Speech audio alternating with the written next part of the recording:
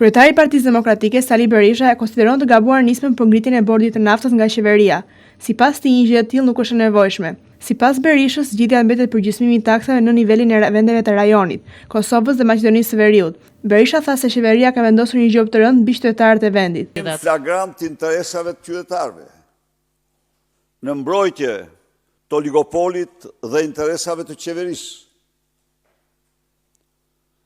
Ka nevojë për bord, për gjysmo taksat, vendos nivelin e taksave që ka Kosova dhe Maqedonia, pastaj le të guxoj kush të shes 100 ark me shtrejt naftën në pompat e Shqipërisë, që të marrë atë që meriton.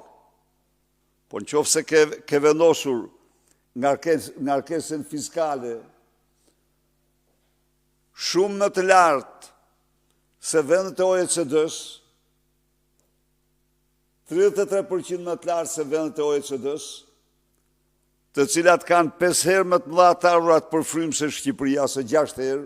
Sali Berisha foli dhe për Spakun, që sipas tij nuk ekziston më, duke referuar zhvillimeve për hetimin e Dosis Balluku. Kam patur kur dyshim se Spakun është në kontroll të plot të Edi Ramës. Këtë nuk kam dyshuar. Por ndodhi që një prokuror, besnik i ligjit, i gjetur para dokumentave dhe fakteve dhe dëshmive flagrante, mori guximin dhe ngriti akt padi ndaj Lubi Ballukut.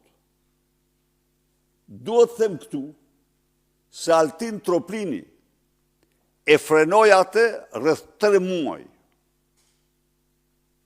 Kjo është e vërteta. Por më në fund, kur prokurori i çështjes e firmosi, u detyroi ta firmos.